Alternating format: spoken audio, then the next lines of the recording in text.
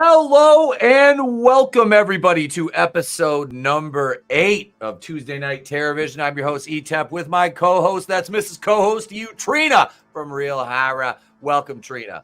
Thank you. Hello, everybody. Hope everybody's having a good night. I am looking forward to reviewing this amazing movie. Yeah, I had never even heard of this until you suggested it, and I am glad you did because I really enjoyed this. And for those of you out there who don't know what we're talking about, we will get to that. It is a kick-ass movie from almost 8 years ago now. That sounds 27. Yeah. Damn. But the casting in this was great, and I can't wait to get to this. But yeah, we've got the review we're doing tonight, and then we've got some Blumhouse stuff to talk about. So, I mean, honestly, without further ado, shall we just dip right into this? Ladies and gentlemen, our review for the evening, The Babysitter. Dude, what kind of dick shoots a girl in the boob? You guys suck.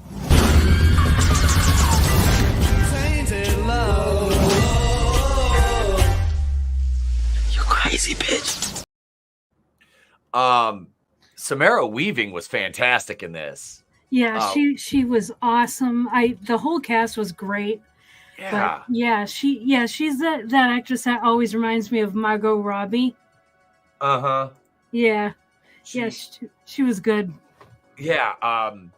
It's funny too because you get like to meet the boy at the beginning, young Cole. Cole, yeah. At the beginning. And you're like, okay, you can see what they're setting this kid up for. You know, he's kind of the nerd, the outcast. And, you know, he's not really like he's not really a weird kid. He's just intellectual.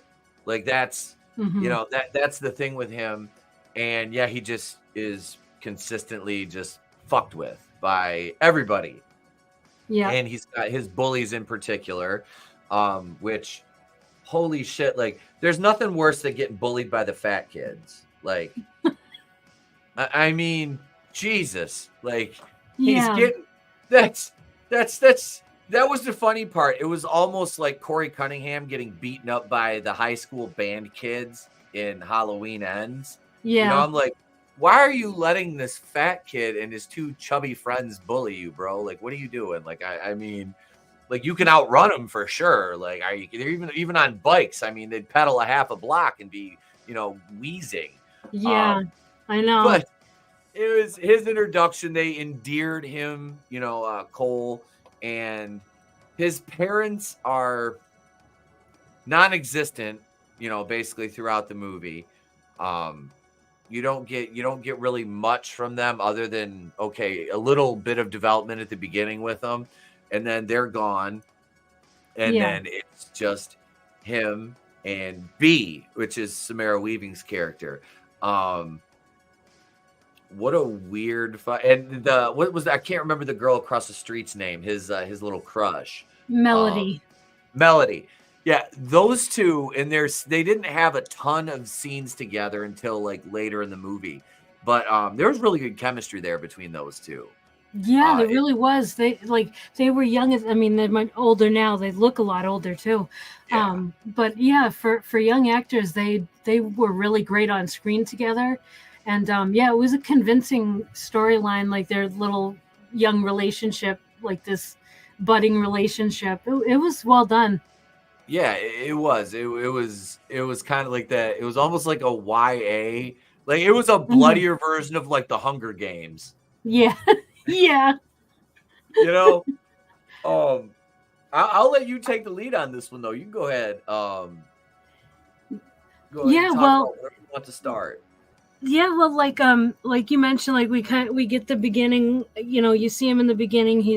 They set him up as this timid kid, and you know, he's in the nurse's office getting his flu shot, and he's like really scared of needles and stuff, and then, you know, after school, he's walking out with that Melody girl who is his neighbor.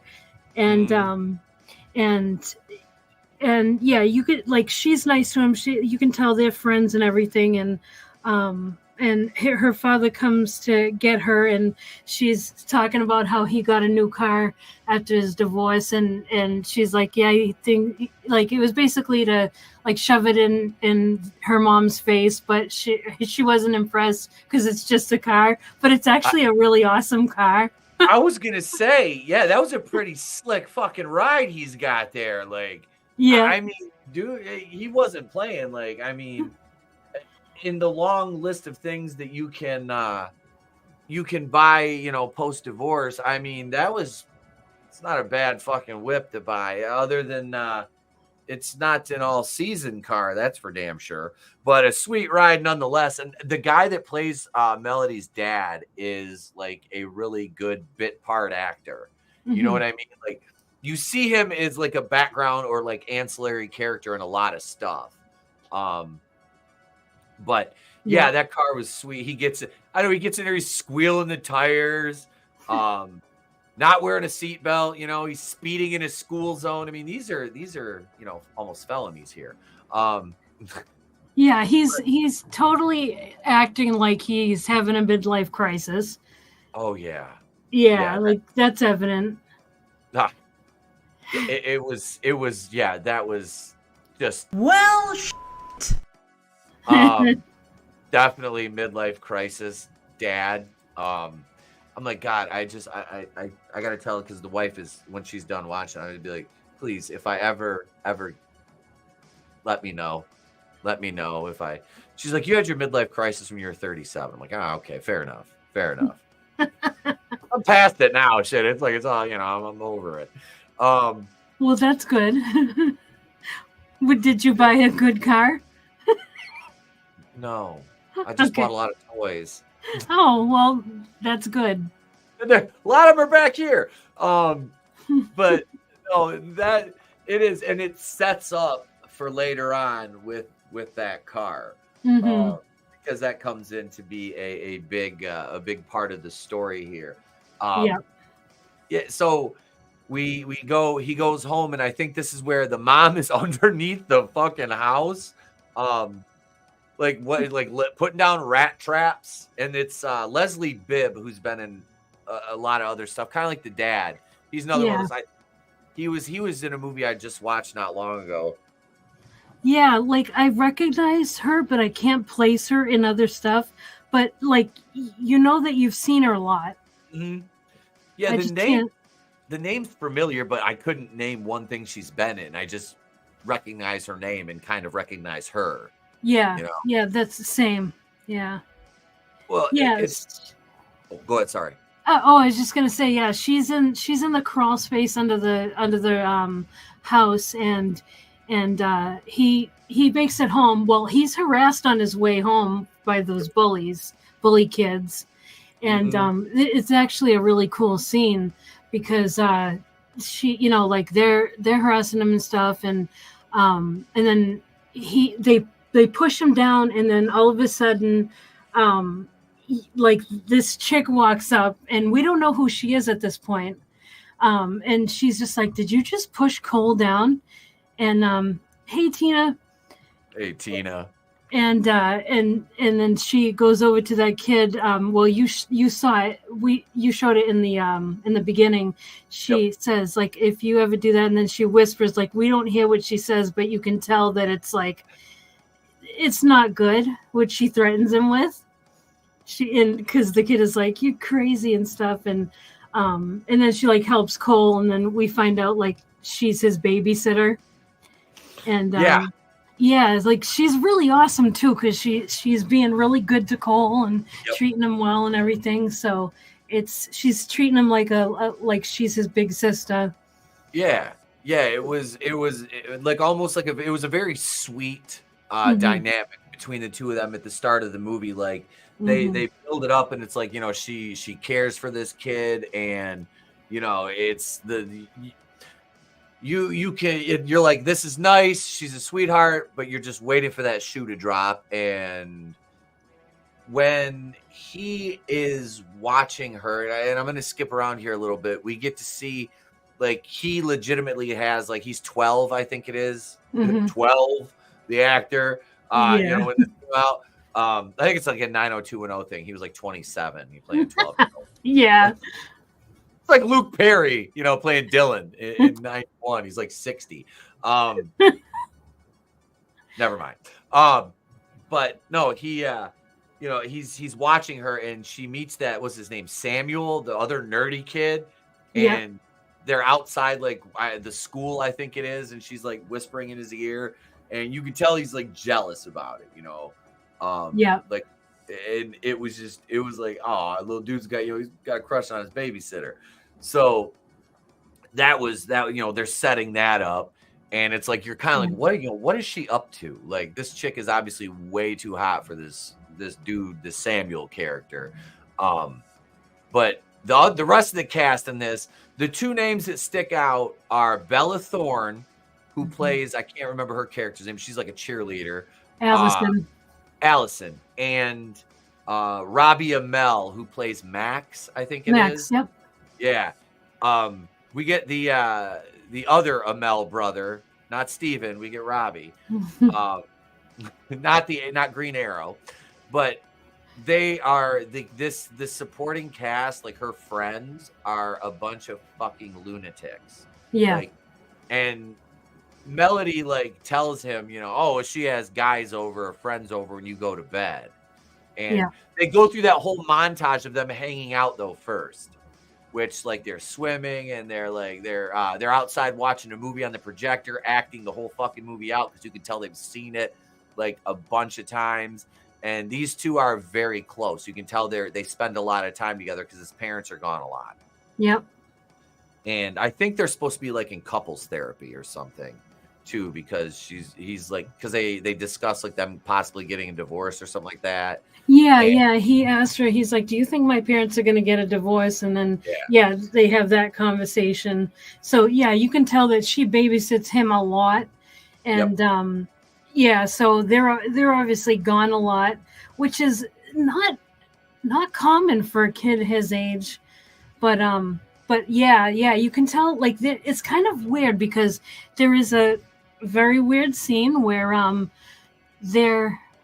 it's at night, and it's before they go on their vacation, and they're in their bedroom, and they're doing something, but they're not really engaged in it.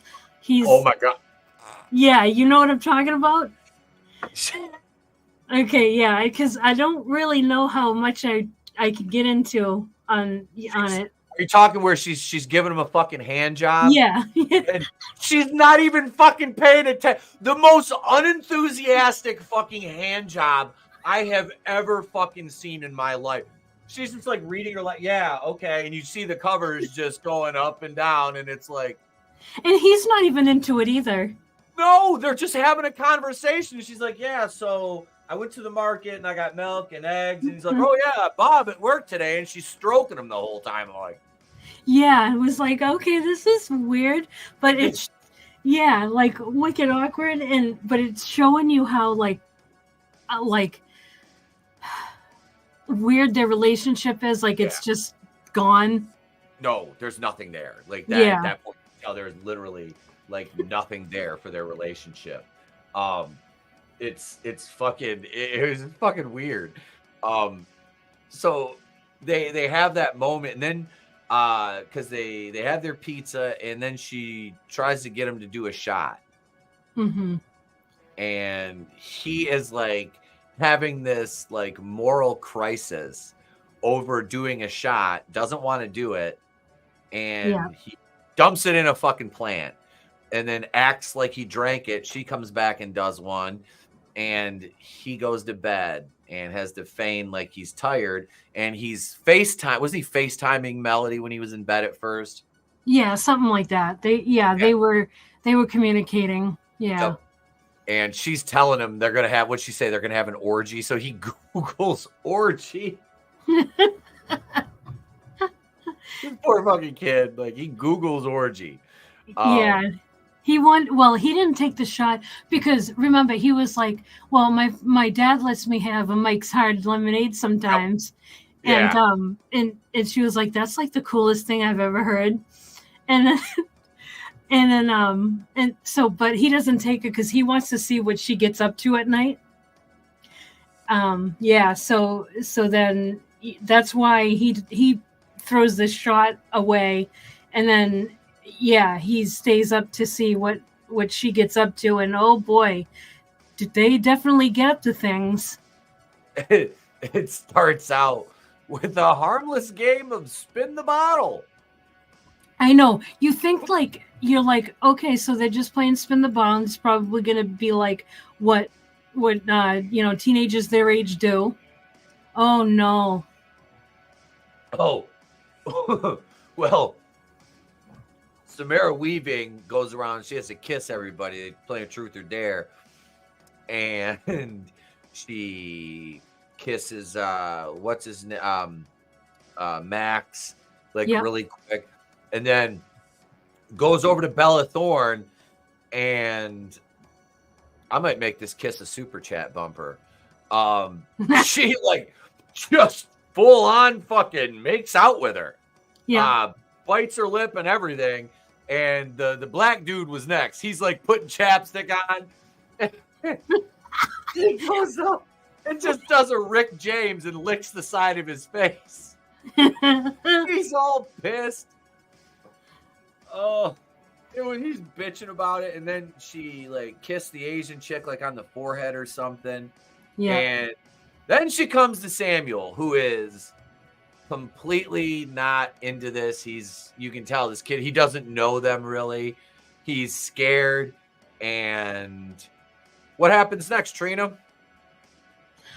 Well, he's like, well, I don't know if you can tell he's kind of he's a virgin, and and he's nervous about it. And she's like, just close your eyes and pretend they're not here.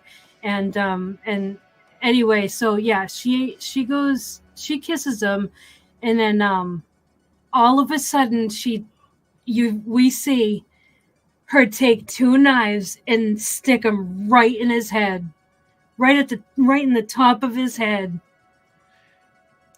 That the physical strength that takes. Mm-hmm. I don't think and I'm not worried about suspension of disbelief in this movie. I'm just commenting on this because she's a very thin woman, Samara Weaving. She's not muscular, really athletic. I mean, she's a gorgeous, gorgeous, beautiful woman. Don't get me wrong. But the strength it would take at the same time to jam, and those were not those were fucking big knives. Yeah. And just right in time. I mean, and he's just sitting there and he's not dead. I know. It didn't kill him. Yeah. I'm he's alive for quite a while after she sticks the knives in his head, and he's just screaming, and the blood is pouring out, and then all of a sudden there's, because they need to collect the blood with the chalice. Yep. And the black kid goes over and he's like, what's going on? There's barely anything coming out. Then all of a sudden it gushes out out the side of his head, and it covers him. That was great. That looked awesome. Yeah. The practical effects in this movie were fucking rad. For a Netflix movie, I mean, this was well done as far as the gore. And I'm watching this and I'm looking at it going it's a good thing this went straight to Netflix, because the MPA would have pulled that apart if it went to theaters. Those kills in this movie were gorier than Friday the 13th, Trina. Yeah. Yeah, I agree. Mean, the old ones, the 80s, those are the kind of kills that got cut out of those movies. Mm-hmm. Halloween, all that stuff. But yeah, that scene with the knives, they pull, and it's like a fucking geyser. Yeah. Yeah. The black kid gets covered in blood, and this is not the last time this is going to happen to him. Don't worry. But so he had called the cops at this point, because he's watching from the landing on top of the stairs, and he's watching, and he's freaked the fuck out because he hears them talking about them needing his blood next. Yeah. And he goes to his room, and he puts his shoes on at this point, and he's got he's under the covers. Yeah. And they all come into his room, and now they're under the assumption that he has taken this shot, which means he's drugged. Mhm. So, and this kid, they made a point in the beginning of the movie to show he's deathly afraid of needles. Mhm. Because he was, well, I mean, let's be honest, he was getting a vaccine in the school by the school nurse. I'd be scared too. Yeah. You know, yeah, it's a flu shot. Sure it is. Next thing you know, I got turbo cancer. But no, so they have to take blood from him. So he's got to pretend while he's pretending to sleep that he doesn't feel this needle. And then she sticks it in and misses the fucking vein the first time. Has to go back out and back in again. They get the blood. He waits a few seconds after they leave the room. And he's got the bed sheet tied up, throws it out the window, and she's in the fucking room. Yeah. Yeah, he doesn't see her watching, but yeah, she's watching. Yeah, he rigs this thing where he can like get out of the house with his like sheets and stuff, and he grabs his pocket knife from his drawer. Yep. And yeah, and then we see like her. Then he sees her standing there because we are already seeing it, and then he sees it, and then all of a sudden he passes out. We Yep. see like it goes blurry and he passes out. And then when he wakes up, he's tied up in a chair in the living room or something. And his first question is, why is he shirtless? And they're like, why is that your first question? Yeah. That was fucking great, though. It was funny because it was so out of place. Yeah. Like, why does he just inexplicably have his fucking shirt off? Like, as a dude, I'm just like, yeah, the dude's put together. Like, obviously, he's a put together guy, but I'm like, that still don't explain why his fucking shirt is off. It's just oddly out of place given the situation. Like, Yeah. And to Cole's credit, he really maintains a pretty good head on his shoulders during this shit. Except when he is, they show him, and he's got his pocket knife out, and I love how they hit the words on the screen, like it's his pocket, bitches. Yes. That's kind of like, I've never seen it, but I've seen clips. Didn't they do that? It was a Kick-Ass. They did that in, was it Kick-Ass or something like that? It was one of those movies. I feel like they might have done it in a Quentin Tarantino movie as well. It has that feel. I think it's really well done. It adds a lot of character to the movie. Yep, I liked it. Yeah, I was like, it does it. It almost like gets you more invested, maybe. Yeah, because when because the first time they did that with the words on the screen was when I think it was the first time was, like it was at night, and they were like doing something in the kitchen, and they were talking about an intergalactic mission to like save the galaxy, and they did the writing on the the graphics on the screen for us, and it just looked really cool the way that they did that, and I liked that. I feel like it added something to the movie. Oh God, yeah. Yeah, so he's tied. Yeah, he's tied up in the chair. He's asking about why the Robbie Amell has his shirt off, and Allison, Bella Thorne's character, is like, "Do you even have to ask? I mean, look at him." But it's like it's absurd, but it's funny at the same time. And he's kind of like trying to stall them with this conversation because he's also at the same time trying to cut the ropes off because pocket knife bitches. And so he's like sawing off the ropes with his pocket knife, but then they're like, we can see you doing that in the mirror, right? Yeah. And then they pan to the fucking mirror and you can see his hands. He's back there going like this. It's like, God damn. And then he just keeps going. Yeah. Like, I don't blame him. Like, totally keep going. Yeah. And then he goes, why is his shirt covered in blood? Yeah. It's just great. And He is. He is, Tina.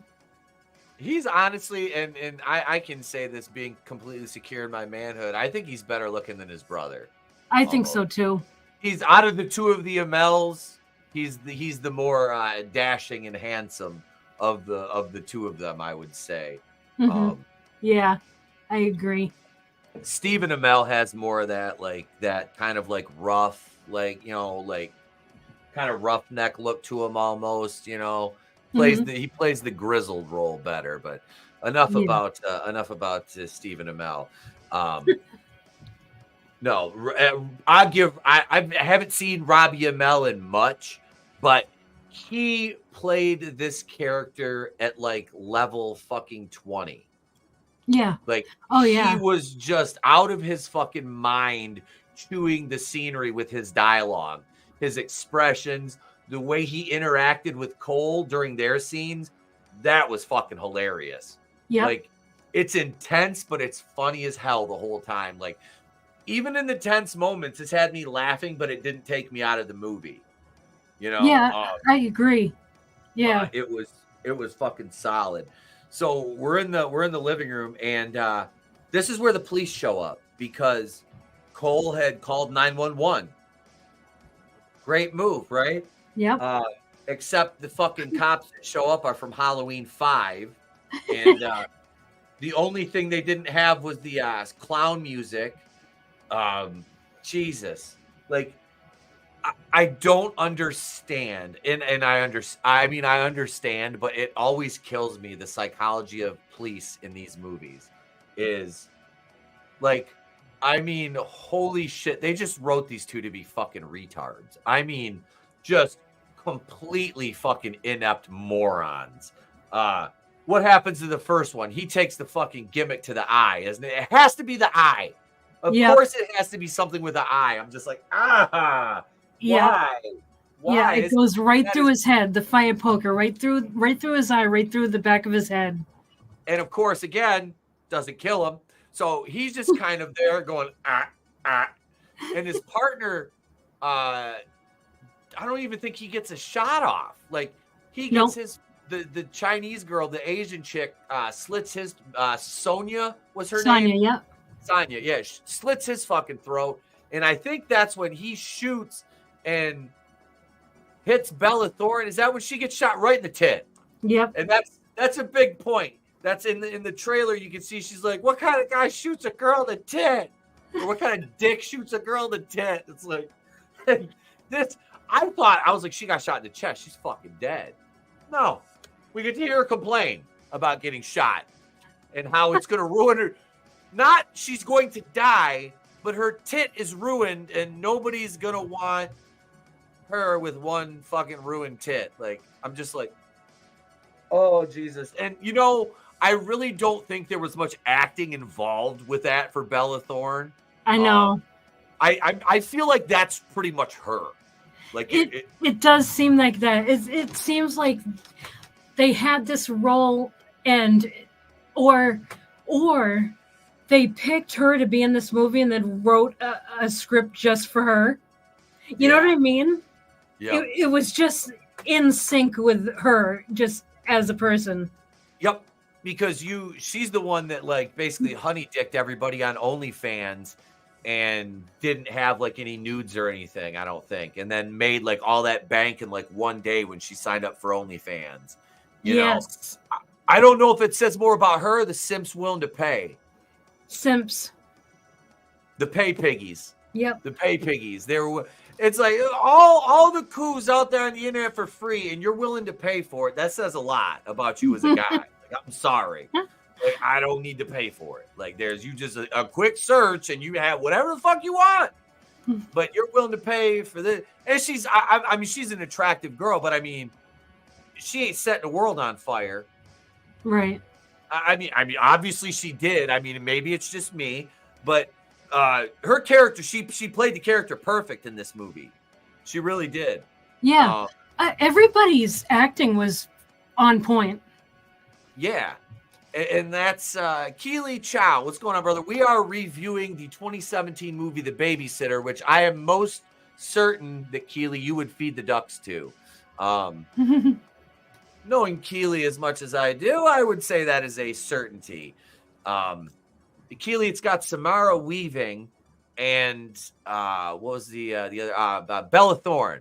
Bella Thorne is the two main females, plus Leslie Bibb in a bit part as mom, which she still looks great. I saw her, I'm like, damn, look at you go. She does. She looks good. Yeah. So Bella gets shot in the tit. She's freaking out. The cops are dead.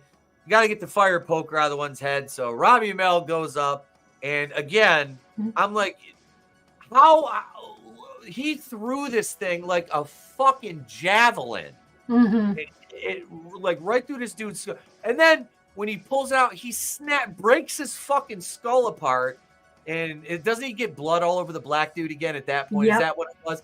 That's he goes. Damn, he goes, what did he say? He goes, how many out of, like 2 out of 3 out of 5 or 2 out of 5 people got AIDS? I've had 2 people's blood on me. Now I got fucking AIDS. And he's freaking out. He goes, it's in my mouth. That was so funny.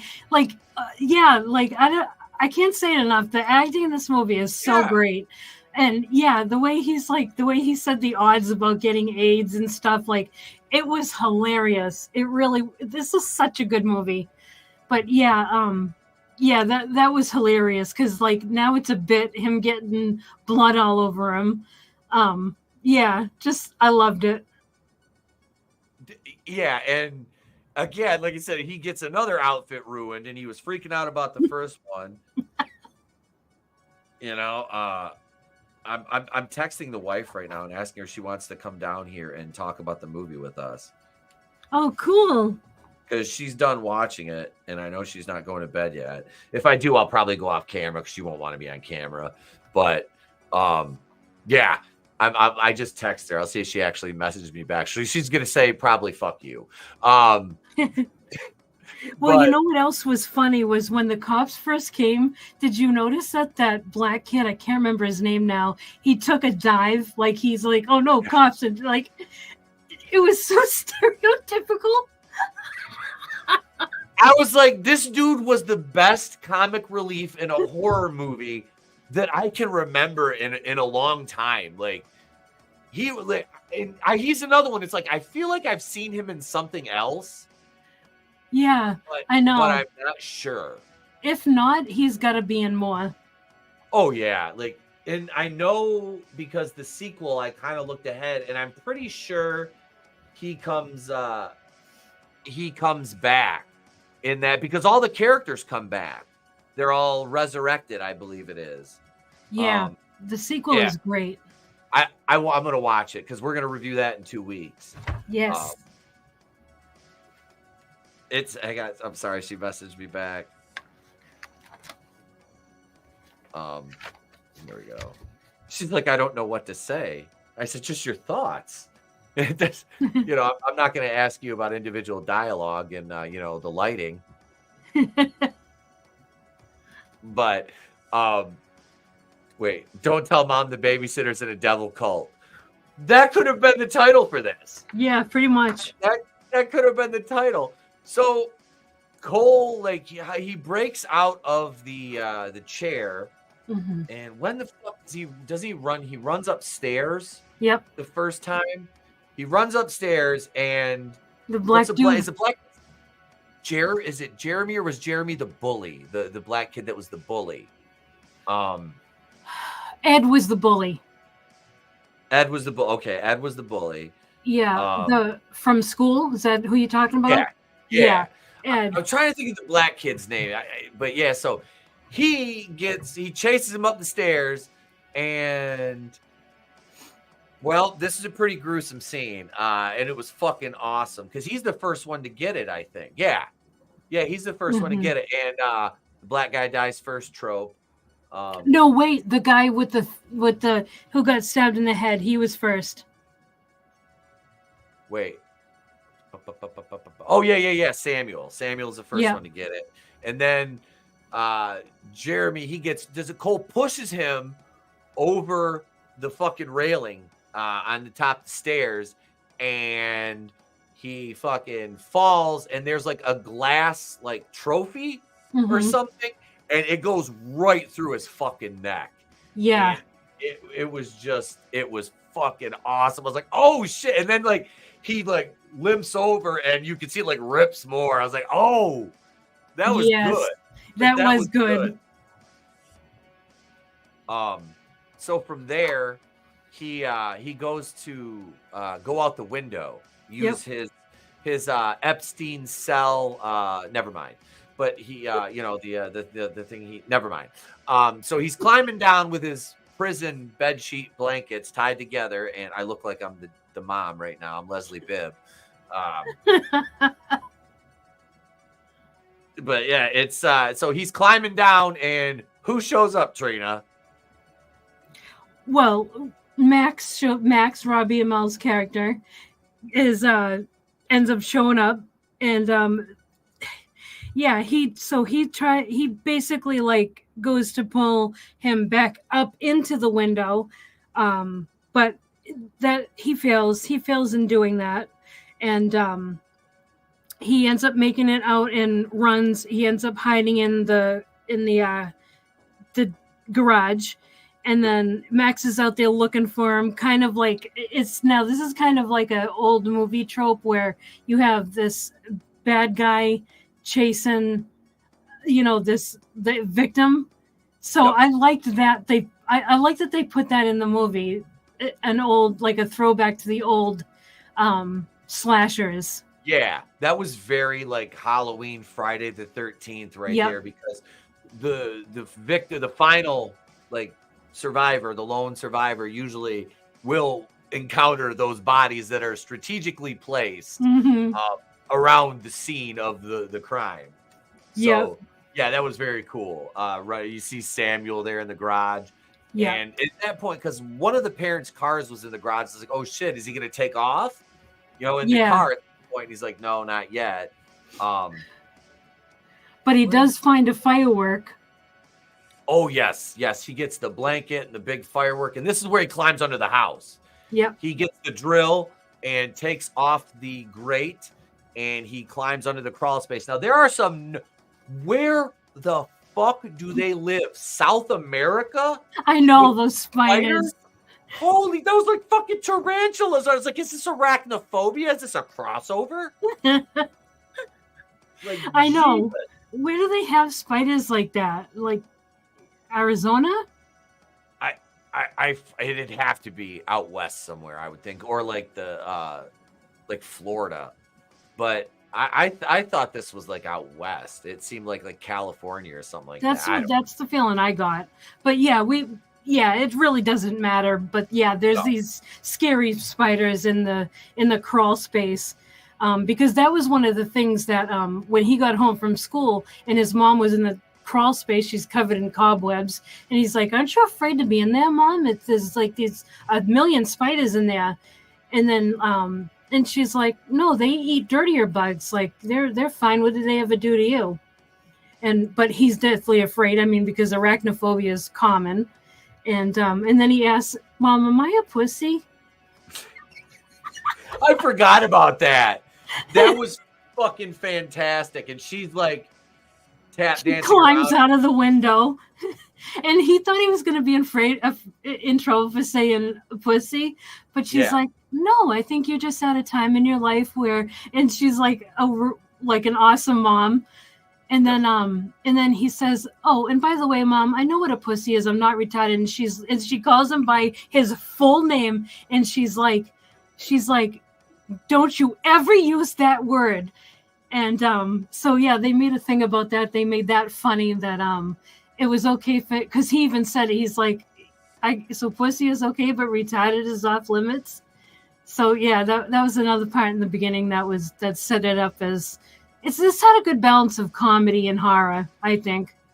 Yeah, absolutely. Hey, the wife's here. I'm going to I'm gonna try to switch over to no earbuds here, and let me know if you get any feedback here. Okay. Okay. All right. Can you hear me? Okay. Yeah, I can hear you. All right. You can't hear yourself though. No, not. No, I can't. No, I'm good. Okay, perfect. All right, because Mrs. Wakuian is here. You can go ahead and say hi. Hi. Hi, Mrs. Wakuian. Nice to meet you. Likewise. I've heard a lot about you. All good. Same. Oh boy. You two already have a lot in common. Trina hates wrestling. Oh yeah. But she loves when I talk about it on the air during our horror show. No, I don't. Angry walls of text are incoming already. My phone is buzzing. So the wife just finished watching The Babysitter. Yes, so I did. What did you? We're into the movie, but what did you think? I'm interested. What did you think? Well, it was different. I thought the kill scenes were pretty good. I didn't really quite understand the spiders in the crawl space. That was some like gnarly tarantulas in their basement. We were literally just talking about those fucking things. What was that? I don't know. It was pretty cool. I mean, I enjoyed it. It was entertaining. Mm-hmm. Yeah. I don't know. So we're at the where were we at? We're where he goes into the crawl space in the movie, right? That's where we are. Yep. He gets the big ass firework he finds in the toolbox. That was pretty cool. And yeah, he crawls under there. Now, I wasn't exactly sure what he was going to do. Like I knew how he was going to do, but I wasn't sure like, okay, how are they going to work this in? Tina said hi to you, Tina Bojan. Hi. So he's got the blanket. He's got the blanket and the firework and the lighter, and he crawls under there, and he just puts the grate back in place, and you see Sonia out there walking around, and she's the one that happens to crawl under there. And yeah, I love, she's like shit talking to him about like, are your parents, how long is it going to take them to find you down here, your body and all that. It's like, Jesus Christ. I think she was the perfect character to get killed underneath the house with the spiders. Made sense to me. It really did. She was the perfect one. She was kind of weird in her own way, and just I was pleased to see her die that death. Yes, I agree. I agree. That's a really good observation. She does kind of fit that scene because she was creepy. Oh yeah, she like from the word go with her, she was the weird one. Like you get a little bit of the characters' backstories and what their motivations were, which we really haven't talked about why they even did what they did. Right. That gets revealed a little later on. Yeah. And it's really here comes Trey. You hear him coming down the stairs. But come on, you can come in, buddy. Did he see it? No, he didn't watch it. Yeah, I wonder. I don't think this would be a good one for him. He tried. When I started watching it, I made him go upstairs. He was like, "It's kids, Mom, and they have a babysitter." I'm like, "Yeah, about that." Yeah. Say hi, dude. Hello. Hey, Trey, how's it going? Good. You still asleep?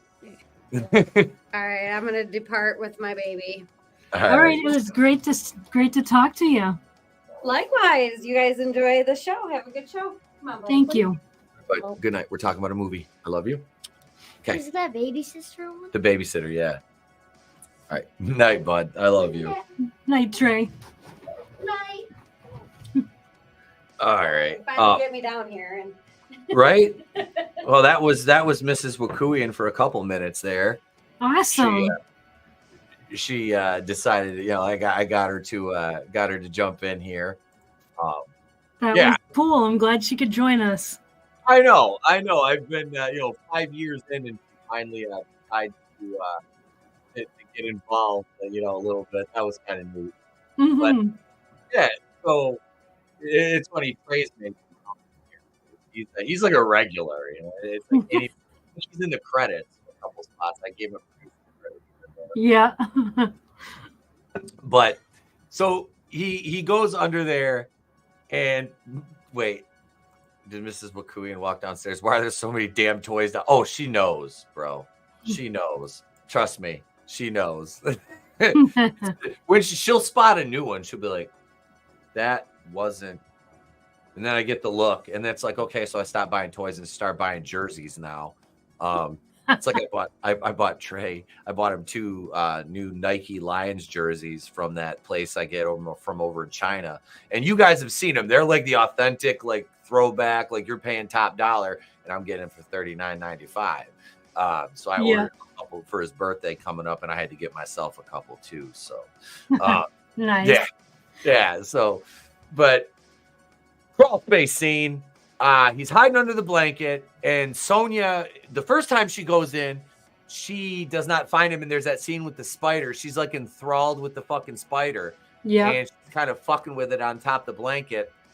And she turns around and she heads out and they did a great job with the scene of building tension. Mm-hmm. Because all you see is him under the blanket and then her light, and it's like, and she, there's a couple fake outs where it's like, is it nope. And then she gets to him, turns around to go back, and he flicks the spider off the blanket, and it hits one of the fucking rat traps. Yes. Is this the New York City subway? What the fuck? Is Willard hiding underneath there? It just, oh my God, how big the spider has to be to set off a rat trap. Oh.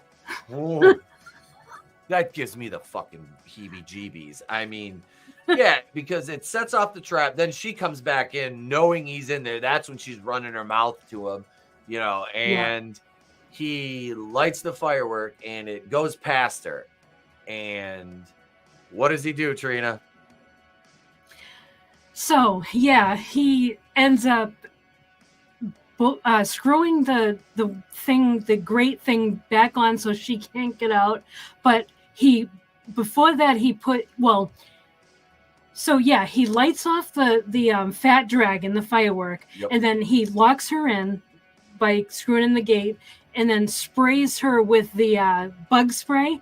Yep. And that makes her like move back, and then it explodes because the fat dragon is a firework, so it's going to explode.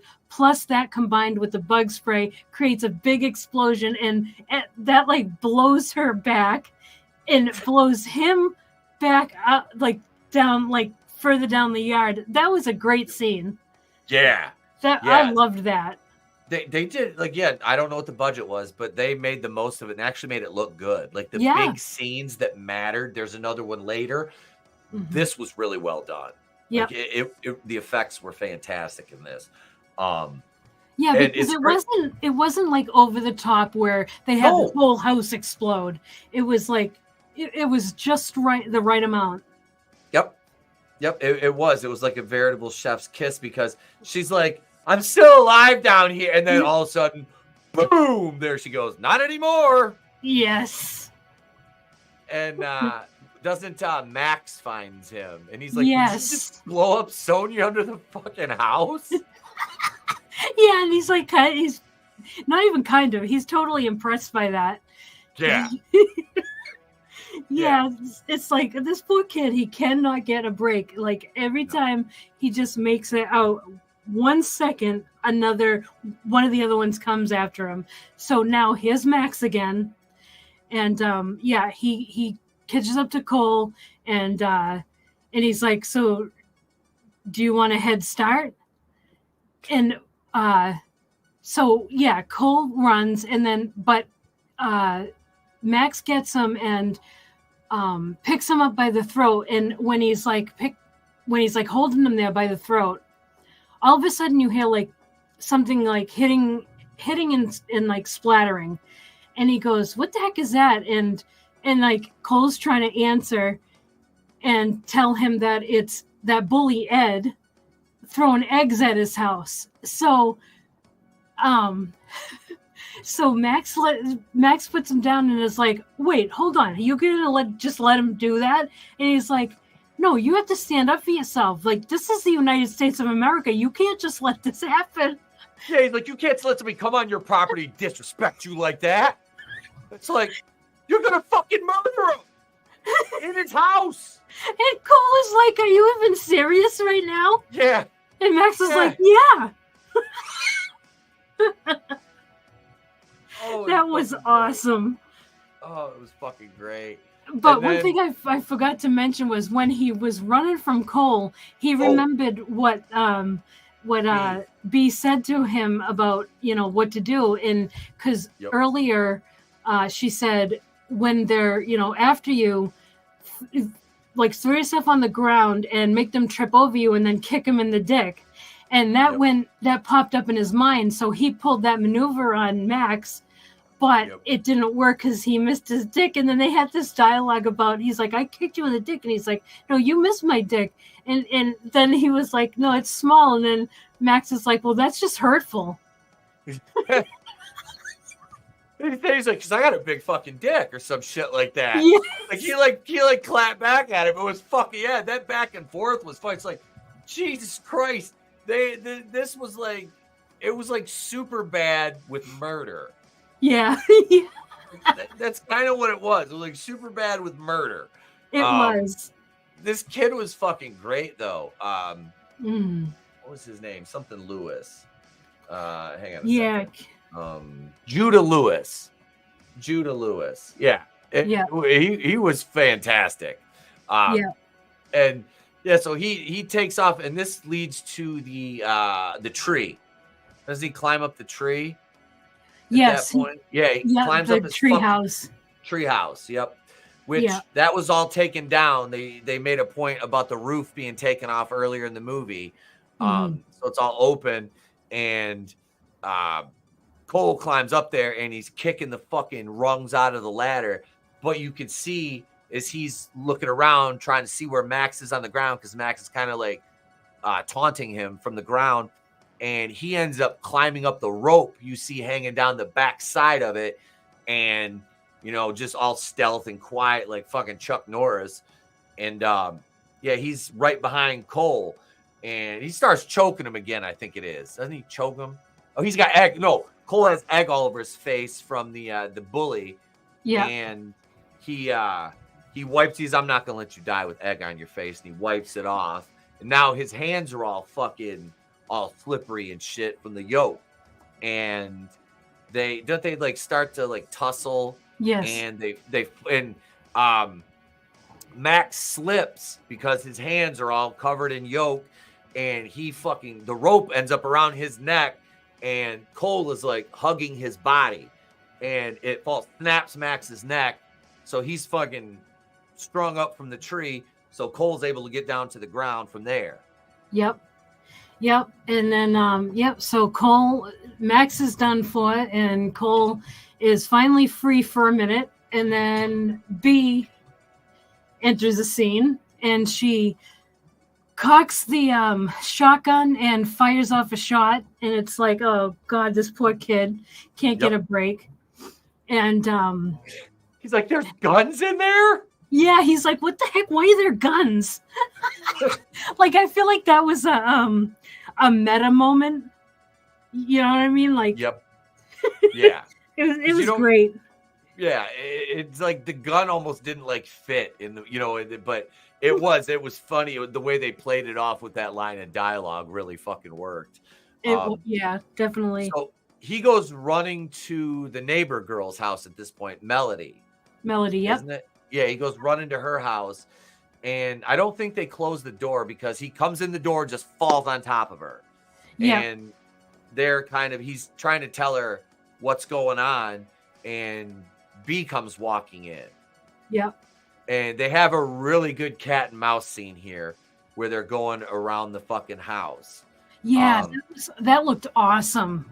Yeah. Yeah, how quiet they were, and like this vase, this decorative vase, almost falls off, and he catches it and then puts it back quietly. And so there was a lot of tension building there, and I liked that scene a lot. That was good. It was well done. Yeah. And Melody's phone starts to go off upstairs. So B hears that and starts heading up the stairs as they're sitting like against the lower landing, and it stops because I think she racks the shotgun again, and she goes to head up there and it stops. So she comes back down, and as she goes around, that's when they head upstairs, I think, and go into the bathroom, and they go in there and they're talking, and that's when Melody kisses him. Mm-hmm. You get that moment where you kind of knew it was going to happen. Yeah. And so he goes and he's like, I'm going to leave. And he tries to lock her in there, and she's like, the lock's on the inside, which was kind of cute.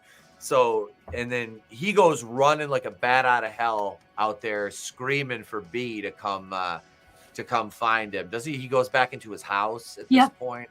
Yeah, he wants to basically put the attention back on him so that Melody is out of danger, and he tells her to call the cops. And he knows the cop codes because he wanted to be a cop. So he tells her like what to tell them for a code, like they need that, but it was just cute. So he lures B back to his house. And when he gets there, he walks in and we see the cheerleader on the chair. Looks like she's dead, and he's checking him. He's checking her, and it looks like she's dead and everything. So he walks away, and when he walks away, we notice that the chair is empty. And so he's in the kitchen, and all of a sudden, she's coming after him, like she's on the floor coming after him. And that was great. I really liked that. And then like he defends himself by like punching her in the tits and stuff. And she gets off, and she's like, what the heck? Like how would you do that? Like how could you do something like that? I knew you were a pervert, just like wanting me and stuff like that. And he's like, I was defending myself. And this dialogue is hilarious because she goes into like SJW mode. Yep. Where she's like, it's just absolutely great. And she's like, now I'm not going to be able to do anything with my life because I have a hole in my tit and stuff. And he was like, well, what did you want to do with your life? And she's like, I wanted to be a journalist or something like that. And he's like, oh yeah, I can see that because you're really smart and stuff. And then she like just kind of snaps out of it, and she's like, do you think I give a crap about what you're saying? And she goes after him again. And he goes after earlier in the day. He was fixing one of his RC cars, and he was using a chef knife to do it. And his father catches him, and he's like, no, you can't do this. And he goes to put the knife in the dishwasher. And so that was the last cold saw of the knife. So he goes to the dishwasher to get the knife, but it's not in there because then it cuts to the scene where the mom and dad are in the bedroom, and she's doing that thing to him, the hand job thing. And she was like, hey, did you put the knife in the dishwasher? Can you not do that? Because it goes in the butcher block. So we as the audience know it's not in the dishwasher. It's not in the dishwasher anymore because she put it back in the butcher block.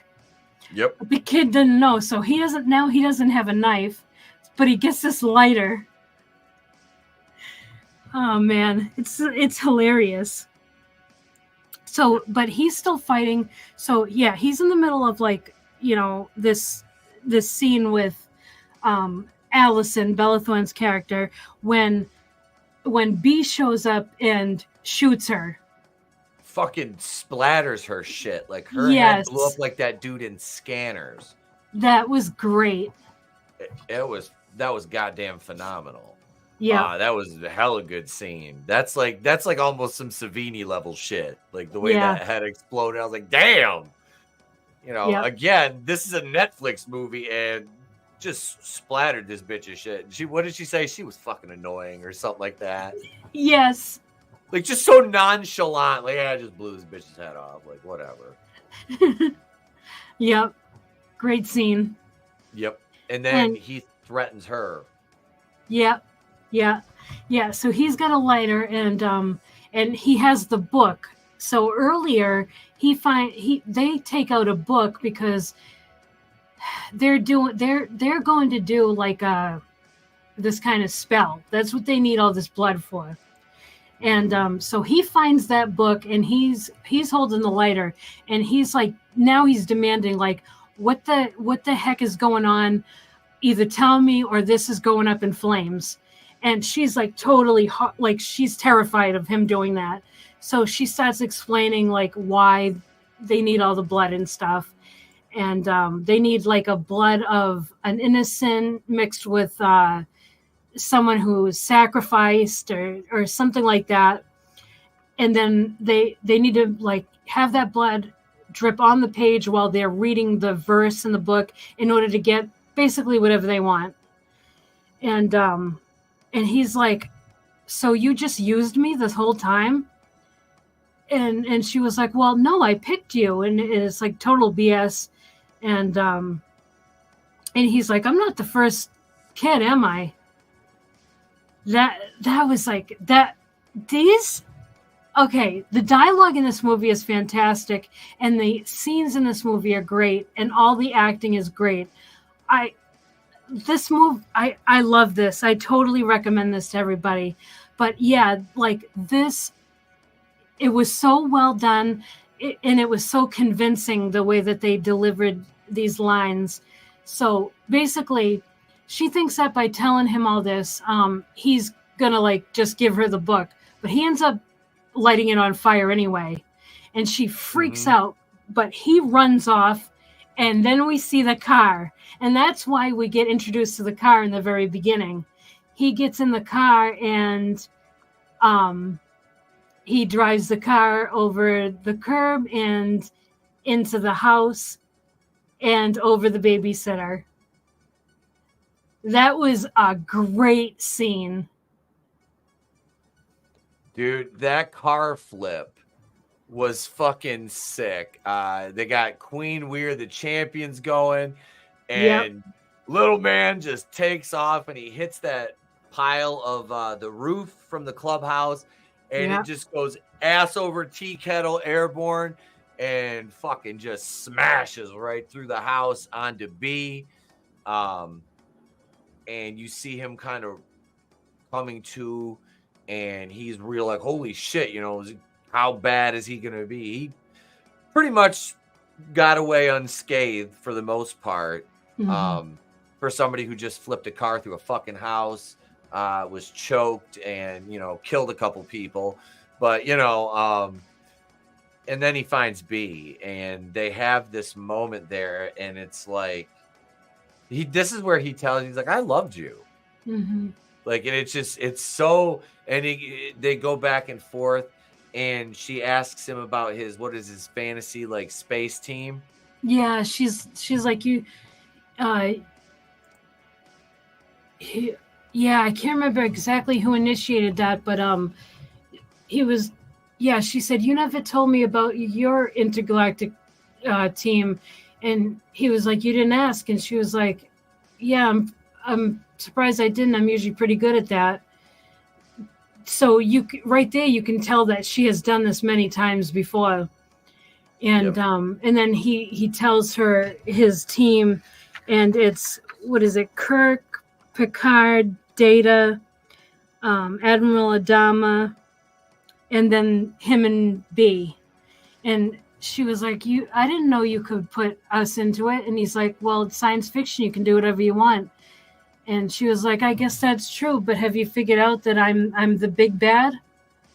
And that's when he was like, I loved you and stuff. And then he's like, and then he's like, I'm an adult, you know, like everybody's calling him a kid and everything, and he needs this babysitter and everything. He's like, I'm an adult because when I realized that, you know, you were this basically monster, I drove a car into you.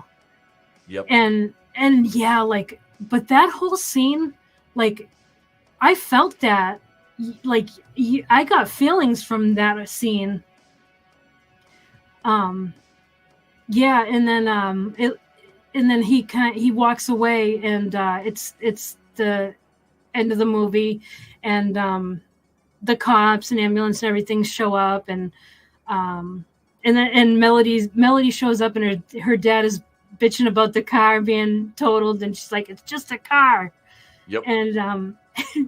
And so then the credits roll, and then there's an after credit scene.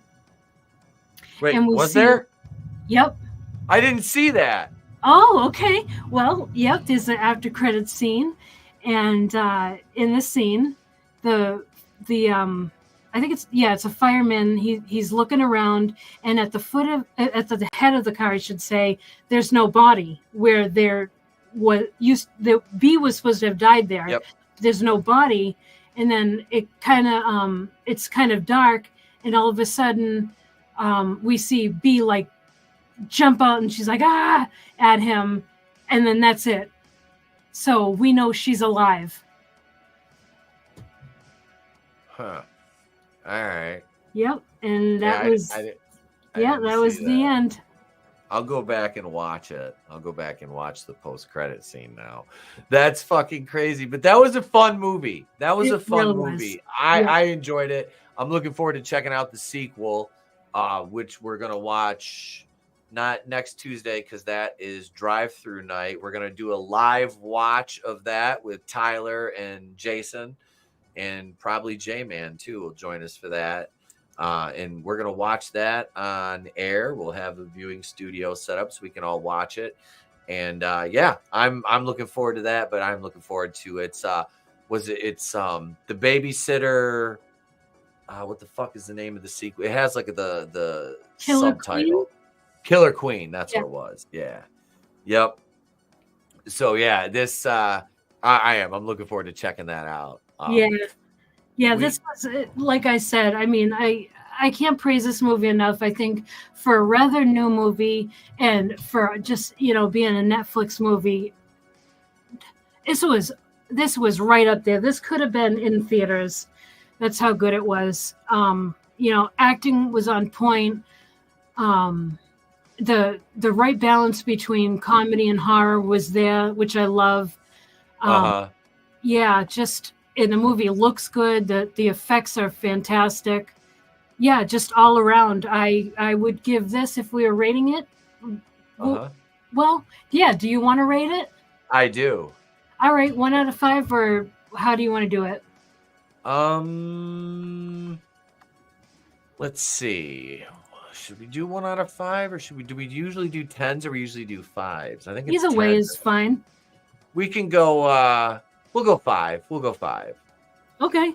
I would give it a 5. Give this one a 5? Yep. I'm gonna go. God damn. I really don't have any complaints about this movie. Yeah, I mean, there was never a moment where I was like, or anything like that. Yep. God damn. I'm gonna give it a 5. I'm right there with you. I thoroughly enjoyed this from start to finish with no hesitations, or like I said, there was never a moment where it was like, this is not any good. This sucks. The scene doesn't belong here. No, it was solid from start to finish, like completely. So yeah, I'm good with that. This is a 5 for me. It hits every beat, and it's got gory kills. There's actually a story there. You get just enough information on the secondary characters to keep it interesting. There's a certain degree of ambiguity to B, which I liked, especially now knowing that obviously she survives. So yeah, it worked. It worked. And the Cole character, like I said, the actor Judah Lewis, Judah Lewis was great in this. It was awesome. So yeah. It gets the high mark for me. It gets a 5. But before we go, I wanted to talk about this article you sent me the other day from CBR, and Blumhouse set to reboot another slasher movie franchise. And folks, I won't beat around the bush. We know they did the Halloween films and Exorcist Believer, but next is My Bloody Valentine. Yeah. Oh, do we need? They just did this 15 years ago, or was it 2009? Yeah, I think it We was. watched this. We watched these for your channel because Yep. I watched. Yeah, because I hadn't seen the original a long time, but I'd seen the reboot more recently. So watching them again, I was like, I like the original better. Mhm. The second one, I mean, the reboot wasn't terrible, but I don't think we need another. It's like Black Christmas. Did we really need 3? No, one was enough. Yeah, the 1974 one was fine. We're good with that. Yep. And that's kind of where I am with the My Bloody Valentine. It's not a franchise. I mean, what is this? Isn't this what's his name? Jensen Ackles? Yeah. Isn't that who that is? Yep. Yeah, this is that's from the first one. Yep. That's from the old one. But yeah, I don't. Yeah, the 2009 remake. Yeah, we don't need that. Gross more than $100 million against a $14 million budget. That's pretty good money, though. For a low, I mean, these things don't have super high budgets, so I mean, if you churn out a decent movie, your return on investment is almost guaranteed. Yeah, and I would say it's part of that return is probably because it has Jensen Ackles in it. Yeah. Dean from, Supernatural. Yep. And he was like a fan favorite. He was, the lead character. So I bet you that was part of that. So I don't know. I just don't know about this. Okay. I just don't know. It doesn't. Is My Bloody Valentine a franchise? No, this is not like I never saw this as a franchise. No. I saw this as kind of like a cool one-off horror movie with a pretty basic premise that was decently executed in 1980? Yeah, I think, yeah. So 81 in there. Yeah, something like that. Yeah, you didn't need it again. It's not something 1981. Mm-hmm. Yep. Yeah, we didn't need another one, but No, it really didn't. I mean, I know around that time there were a lot of remakes, like Friday the 13th was 2010. Yep, and that Nightmare was on Elm with Street was 09. Yep. Platinum Dunes did the Friday the 13th one. Okay. Yeah, so in 2009 you had Jensen Ackles from Supernatural do My Bloody Valentine. Then in 2010 you had Jared Padalecki from the same show do Friday the 13th. Yep. Yeah. And then so it was kind of like they were doing some horror remakes around that time. Mm-hmm. I kind of feel like, do we really need to do this now? No, this doesn't need a franchise treatment. I don't know if this will make money. I mean, nobody's clamoring for this. Is this even like a cult classic at this point? No, I don't think so. I think it's just a movie that a lot of people who like 80s horror like. Yep. I don't. Yeah, this is not one I see talked about a lot. No. As far as like the fucking the great, this is one of the great, underrated gems. It's like, no, it just kind of exists. Yeah, exactly. Like, yeah, the original is just it's a good movie. Yep. But people aren't like, oh man, that movie, like, that's, I don't know, like the miner is a cool figure. Like, I have NECA made the miner and I have that, but it's not really like, I don't ever hear horror fans be like, oh, that movie is so awesome. Not like other 80s horror.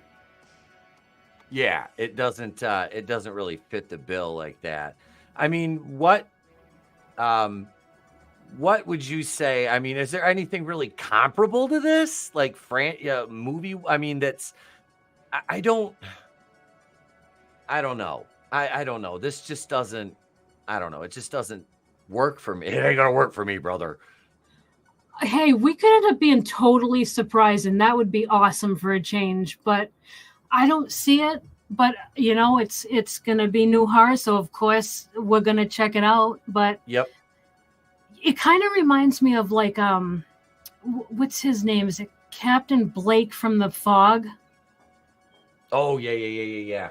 Yeah, kind of reminds me of that, where it's like it's a great movie from that time, but it's not like people aren't like, oh yeah, that's such an awesome movie, you got to see this.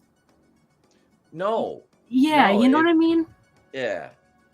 I don't know. This one just doesn't. I don't know. It doesn't. There's nothing about this that makes me. I'll probably check it out once it hits streaming. You know, I don't know that I'll go to the theater to see it if it gets a theatrical release, Yeah, or if it's going to same. be a straight to streaming. Yeah. I have no idea. My guess would be streaming, but who the heck knows? Right. Can you take over for just one moment? Sure. I shall be right back. Yeah, so all right. So Draven, I see. Okay, so Draven is saying so he never knew there was an OG movie when the new one came out, and a bunch of people talking about the OG, and like I said, there was a fan film that came out last year sometime. Okay, so the new one coming out introduced you to the original movie. Well, that is one good thing about remakes, is it does introduce people to older horror. So there is that. And so Draven, what did you think? Did you like the remake, or did you like the original one better?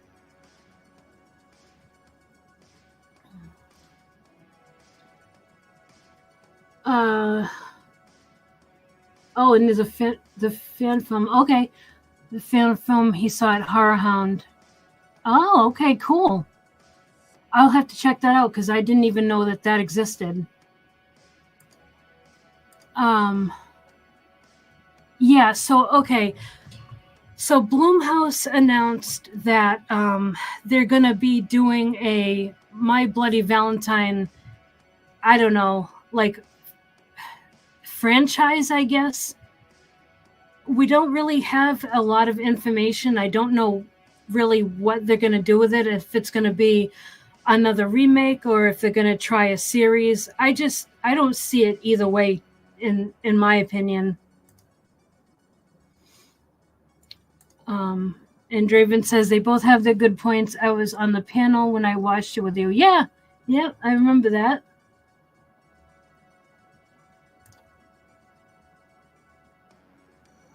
Okay, so yeah, Draven likes the remake. Yeah, they did keep it pretty close. It wasn't bad. They changed up the backstory to the minor, but yeah, overall the movie wasn't bad. Yeah, I agree. I think it's a weird choice. The fan film, they have the link. It's called Valentine Bluffs. The link was on the article. So this, and they said the success of that one could be an indication of why they're choosing to pick this property now to hit the reboot with. This one, it says it's a reboot, and it has not officially yet been announced. So, I mean, this could be one of those things that gets stuck in development hell, but the potential for a franchise. Okay, devil's advocate, Trina, that they say, all right, we're gonna do this. We're gonna reboot this. And we're gonna make it a franchise. See, I think that's a mistake right there.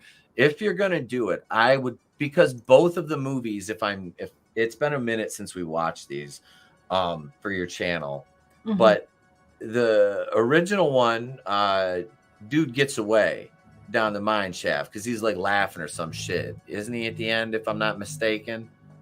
Yeah, I believe so. And it's been a while.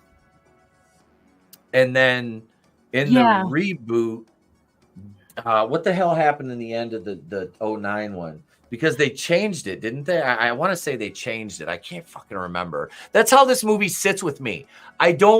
There's nothing about it other than I think Tom Atkins was in the reboot.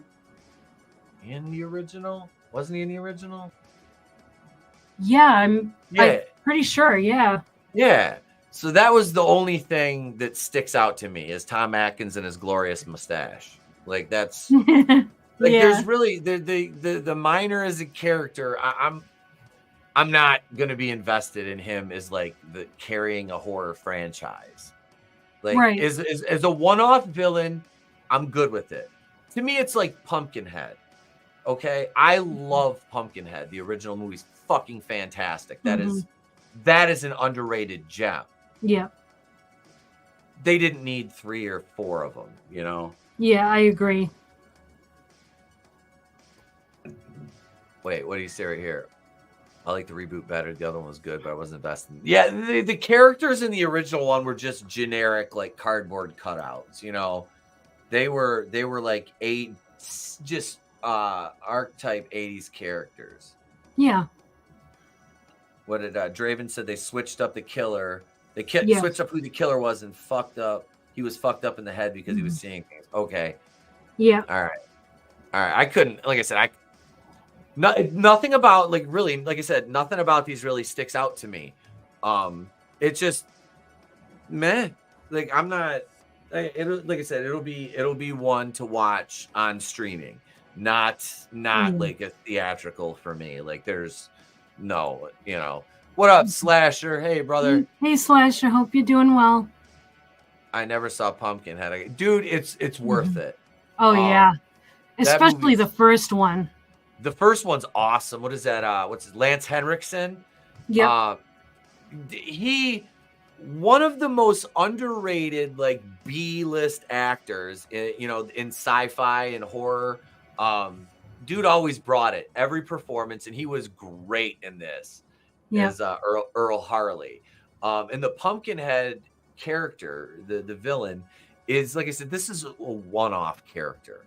Like I understand the want for more, and the second one is arguably okay, like I guess. But the third one, I believe, was like the Hatfields and the McCoys, and then Pumpkinhead got involved, and it's just like, oh God, why are you doing this? Like, why? Why? Because the Hatfields and McCoys were in the hills, and that's where Pumpkinhead's from, and it's convenient. That's why. Yep. I think I rented that on. No, I saw that on Sci-Fi. That's where I saw that. It was like what, early 2000s? I want to say that came out. Yeah. Yeah.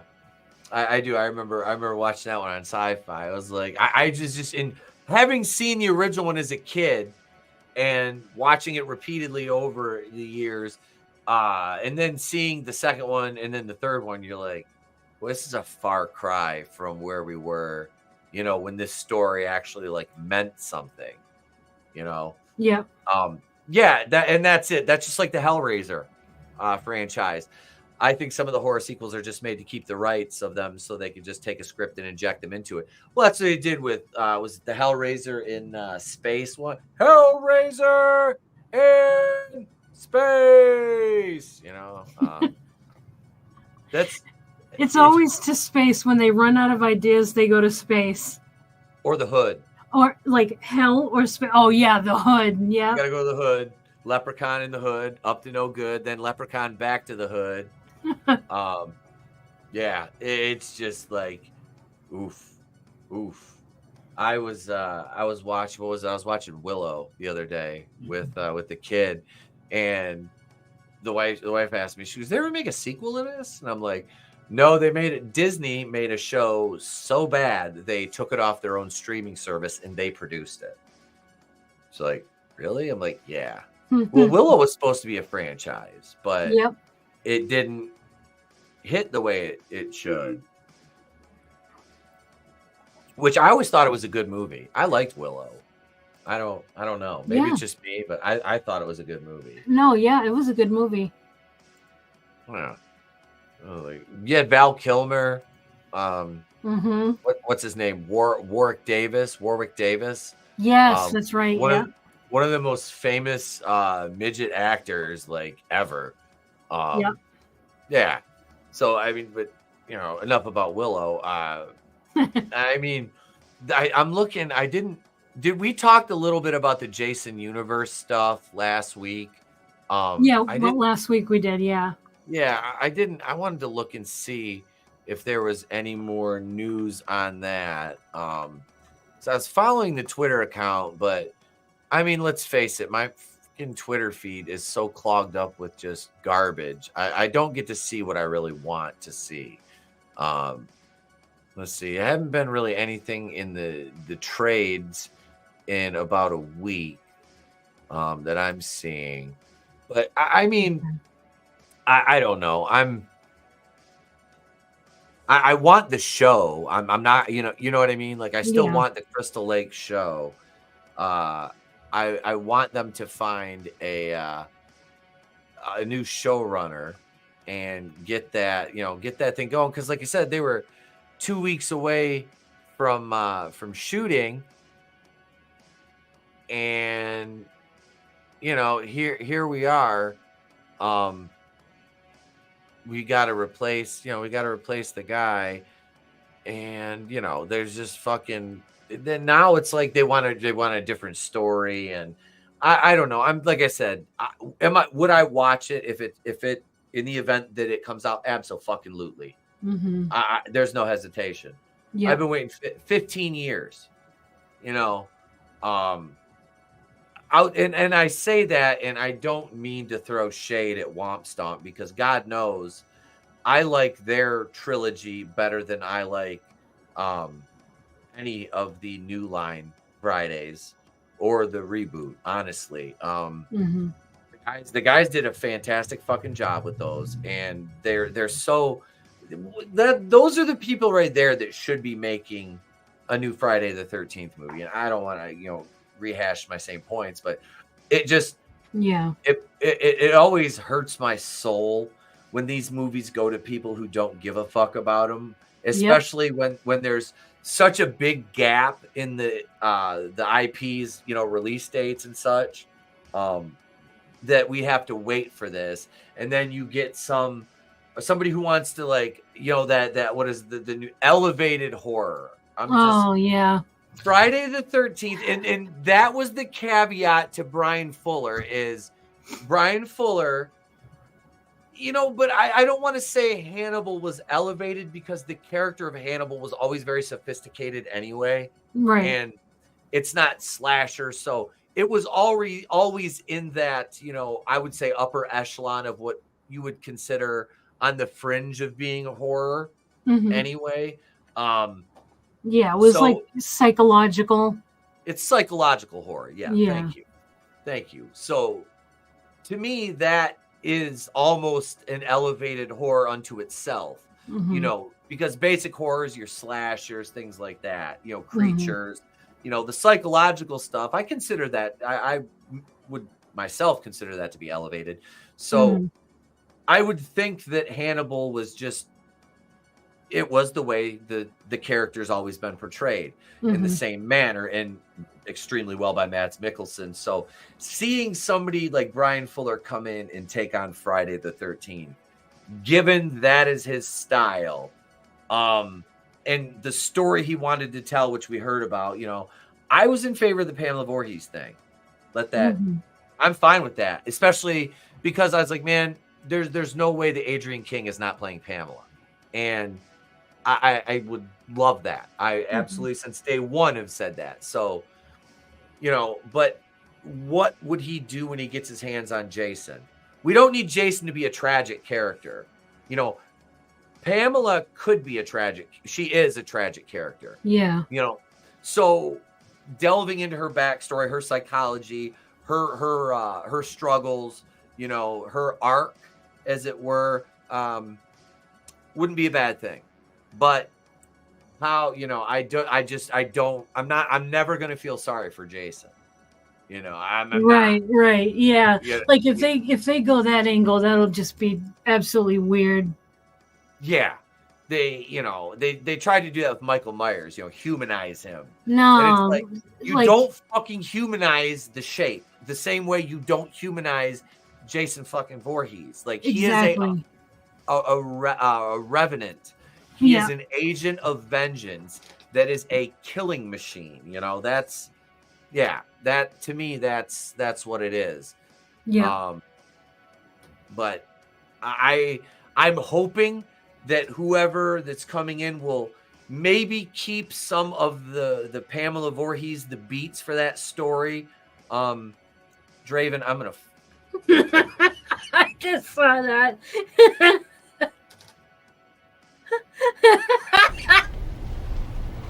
Why are you the way that you are? I hate so much about the things that you choose to be.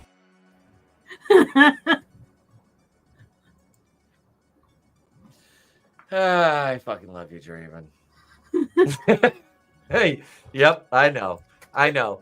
Trey randomly at the most odd times now, we'll be in the car with like friends going somewhere doing something, and Trey's just like, Jason teleports. You know that, right? I'm like,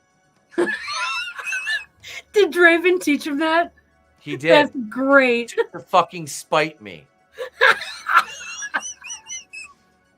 That's great. To fucking spite me. Yeah. So I ask Draven all the time now. I'm just like, why are you gay? Who says I'm gay? You are gay. Yeah. But no, I want. Trey does troll the fuck out of me. Are you kidding me? You did. He's not that he wasn't already, but you just exacerbated the situation. Yeah. So I want to see the series. I do. I want to see it come out. I want to see it. I want to see Jason. That's what the fuck I want. I want to see Jason killing people. Mm-hmm. I want to see him. I want to see him killing people. You give me. I don't care if you give me a season of Pamela. Like I said, I'm fine with that. Oh, give me Adrian King as Pamela Voorhees. Build her backstory. Please keep Elias Voorhees the fuck out of the story, though. We don't need the father involved in this. That's why they cut him from part 6. I can't imagine having a Friday the 13th series without delving into Pamela Voorhees, like going back to when she was a camp counselor, and then getting older and having a child, and then him going to camp, and you know what I mean. Like, there's so much you can do. You've got to have his mom like fleshed out, because like the whole thing is like he's like the ultimate mama's boy, right? Yep. Yeah. Yep. So you gotta have that. Yeah. That fucking, you need. Having her. Like I said, there were people that were complaining, and then they're like, well, you can't just have Jason with a machete killing people. I'm like, the fuck you can't. I mean, that is what Jason does, so. That's what the fuck. At his core, that's what the fuck he does. He's just a fucking killer. Like, I mean, I'm like, you give me a fucking season of, you take and you straight. I don't know how many episodes. I'd say, what do they usually do? 8 to 10 episodes now. Sometimes if you're lucky. I mean, say even 8. Say 8 episodes. You give me 8 episodes that are stretched over the course of like, a week, or just over a week, and it's just him fucking on a fucking rampage, and different situations around the camp and shit like that. Or you obviously have your setup, and then a couple episodes where you just kind of see glimpses of him, moving in the background, alluding to him. That's where you build, Jason's back. You get his mom and then lead into him, and that's what you can really do with the flashbacks during the first season, or the, kind of flash. Like, I was thinking if they're going to do it, like set it back in like the 50s and 60s and then leading into the 70s, you could really do flash forwards too. Yep. You know what I mean? Like, you could have season 2 shit already in the can during your shoot for season 1, if that makes sense. You know, you're basically shooting your first episode of season 2 congruently. Yeah. To make the flash forwards work. And this is me, and I don't know shit about filmmaking or a TV series, but I would, like, I know they shoot movies back to back, so I guess that's how I would shoot the end of season 1 and the beginning of season 2 if you're going to go from the Pamela transition into the Jason story and then use the flash forwards, you know, like that. I don't know. Yeah. Maybe that's stupid. I don't know. But I just thought that would kind of like I said, just so things would line up, you know, like because that's the problem with like prequels is you've like the Star Wars prequels. We'll just use that for example is, well, you know, we made these fucking 20 years, 30 years, you know, 20 years after the fucking originals came out. And, you know, the actors are all aged. A lot of them are aged out. So it's like but if you do it this way with this, you're shooting them together. And I don't know, just for continuity's sake, I guess, too, you know. Yeah, absolutely. But no, yeah, I think that, yeah, I mean, there is just so much. Yeah, that totally works. And there's so much that they can do. And I would love it. I hope it gets done. Well, that's, you know, that would also help. So if there's flash forwards and I'm not saying this is what's going to happen. This is just me, you know, little just kind of pitch, you know, elevator pitch here is you do that, you know, you're fading back and forth from Pamela to like the current day camp. And you just have these just sparse, you know, sequences that allude to what's going on in the present day. That way, by the time you get to the end of season 1, season 2, fucking, you hit the ground running. And it's, hey, you know, we're in present day in God, please, Lord Jesus, in the name of all that's holy, sweet baby Jesus, little 6-pound, 8-ounce tuxedo t-shirt wearing. Jesus says I'm formal, but I still like to party. Do not set this in current day. I know. Do fucking not. If you can do anything, do not do that. Yep. It barely worked in the 09 one. And I've kind of not walked back my criticisms, but I've found a few other things I like about it. But overall, I still don't like the movie or the concept for it. I like the way Jason looks and I like the kills. Those are fucking great, you know? Yeah. I just don't like it being set in current day at all. Yeah, I'm there with you. I don't like current day. No. Jason works ambiguously in the 80s. That's where he works. Yep, that's where he's from. That's where he should stay. Yep. I think a villain like a Freddy Krueger would work more in the modern setting, not that god-awful 2010 movie.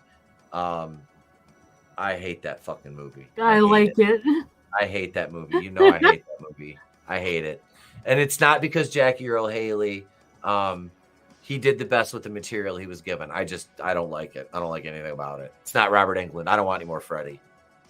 I don't want any more. Not anymore. Like after that, I think that's it. That should be it. Yeah. Yeah, Freddy. Yeah, exactly. Freddy works anytime because he's a dream demon. Yep. He's timeless. Yeah. He's timeless Freddy Krueger. Not like timeless Tony Storm on AEW wrestling. There's a wrestling reference, Trina. Oh, you son of a bitch. She's not even texting me anymore. She's just calling me out. All right. Okay. Freddy Krueger would be a TikTok star in current day. That would be fucking awesome. Freddy on TikTok. I don't know why Robert Englund, like, he should do that. All he needs is like a face app. He doesn't even need to do makeup, you know? Yeah. I mean, just all he's got to do is the voice, you know? Yeah. But yeah, that's the problem with him is nobody else can play that character. Outside of like maybe we talked about Kevin Bacon before, which I honestly don't see that being a lose-lose. You know what I mean? Like, I think Kevin Bacon might be able to play it, but it won't happen. So let's just leave it alone. Let's just leave it alone. We don't need it. Yeah, Draven, of course you could. I could see somebody else playing Freddy if they picked the right person. The script. Shut up, Draven. I mean, he's not wrong. I just can't imagine it. No. I can't imagine an actor right now to play Freddy. It's the same way for me with Ash Williams. I can't see anybody else but Bruce Campbell do it. Yeah. That's not a role that you can pass the mantle. Right. What is MJF? Maxwell Jacob Friedman. He is a professional wrestler in AEW, and he just came back from injury. You hear that silence, Vinny? That's her take on it. That was Trina's thoughts on that. We need to clip that. Was that 144? 144.10. 144.10. Trina's take on MJF. I'll clip that into a short. Look at this.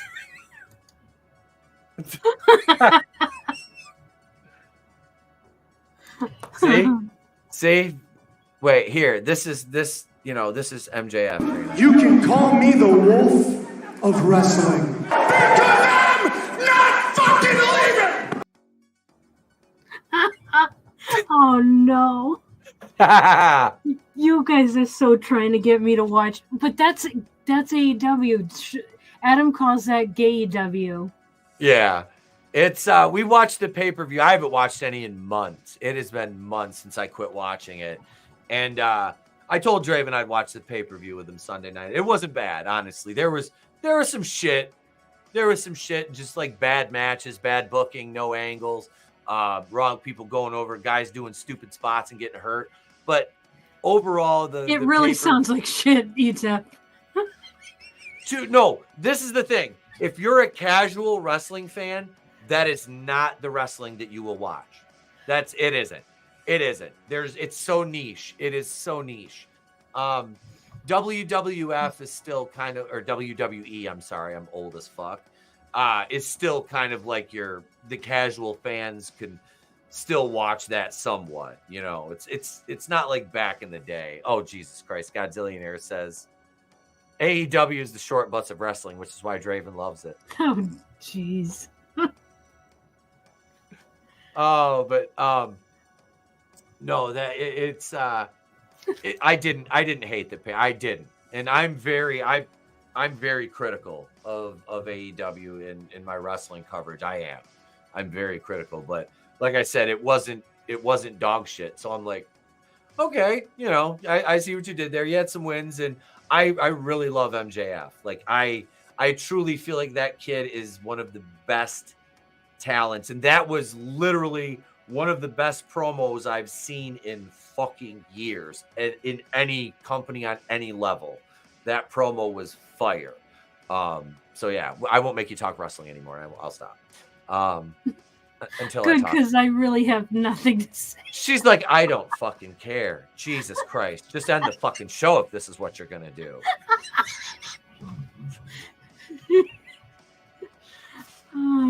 I feel like a fish out of water when you start talking about wrestling. It's like me talking about fucking I don't know. This I would watch. A wrestling horror movie. Isn't there like Wrestlers vs. Zombies or something like? Isn't there like a wonky ass like Wrestlers vs. Zombies movie or some shit like that? Hang on. I'm Googling right now, Trina. We'll get Trina into wrestling one way or another. This is the gateway. This is your gateway drug. Wait a second. Oh my god. Okay, so Draven says WrestleManiac is a wrestling horror movie. I've got one right here. WrestleManiac. We've got one starring Roddy Piper, Hacksaw Jim Duggan in the franchise, Shane Douglas, Kurt Angle, and Matt Hardy. Pro wrestlers versus zombies. Yep. That's it. That's what I'm gonna do now. My Friday the 13th movie. I'm just gonna turn into pro wrestlers versus zombies, and we're gonna make Trina be in the movie in some capacity. She could just have a bit part where she drives by a bunch of fucking wrestlers like getting killed by Jason, and she's just like, fucking good. Just drives away. That's like her whole fucking role. She'd be like, fuck him.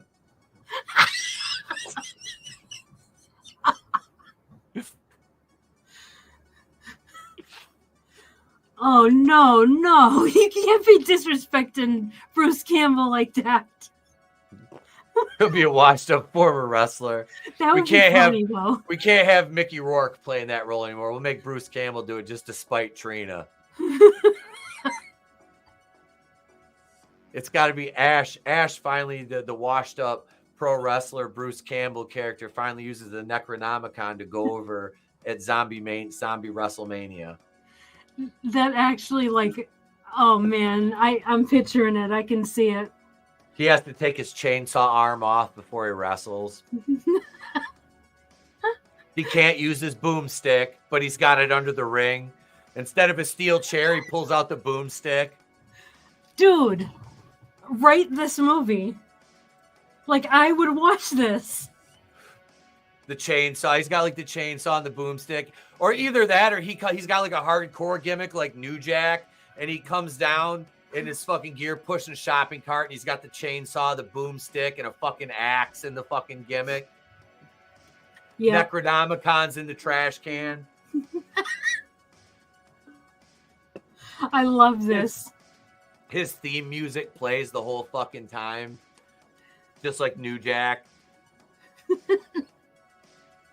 Yeah. He comes out to the chainsaw like sounds. No, he comes out. Wait, hang on a second. I got it. Hang on. We can I have to do it this way. Let me do this here. Hang on a second. We gotta mute this for a second. This is what he would come out to.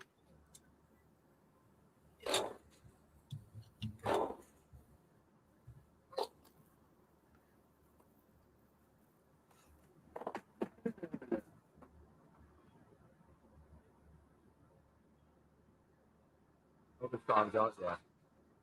You know this song, don't you? Can't hear it. The Lumberjack by Jackal. Yeah, it would be The Lumberjack by Jackal. Oh man, I could absolutely see this. Yeah, chainsaw in his arm, you know. He'd have to have he's got a cigar. He'd have to have a cigar in his mouth. Oh man. It works. I can totally, yeah. Let's see, do I have to work tomorrow? No. All right. I guess we're writing a script. I see we're writing a script tonight. The wrestlers versus zombies with Bruce Campbell, the Necronomicon. Oh, what the fuck? At the end, Ash uses his boomstick to kill the damn vampire that fucks Downs girls. Jesus! Wow, that escalated. That really got out of hand fast. It did, didn't it? It really went up a notch. Jesus, I just, we're just playing dozens in the chat, Goddamn. You got goddamn kids. All right, we'll wrap this show up here. We've been going almost 2 hours. We'll wrap it up. Trina, you got anything else going on this week? Let me think. Toy stream on Tommy and the Guinea Pig Collective's channel. Thursday at 8:30. Vinny's Friday stream. I think that's it. That's all I can think of right now. All right. But yeah, I'm usually just hanging out with these guys, and You all know where to find me at Real Horror here on YouTube, REEL. There'll be a new toy review coming up, and yeah, that's about it. It was a blast doing this review. Highly recommend this movie. It's fantastic. Thank you all for being with us tonight. And anyone catching the replay, thank you as well. And yeah, hope you all have a great night. Thank you, guys. Yeah, I'm going to have some videos this week, and Tales from the Crypt on Thursday is back this week. It's been like 3 months. Nice. It's been 3 months. I have channel members. I haven't forgotten you. I haven't. We're almost done with school. So trust me, we'll see a little more uptick in that. But yeah, thank you everybody for being here tonight. This has been, as Trina said, a blast. And yeah, that's about all I got, other than I'm Etep from the Place to Be Reviews. Trina and I have been here with all these. We don't see you. Have a great day, pleasant tomorrow. We'll catch you on the next one. And remember, it's better to burn out than to fail.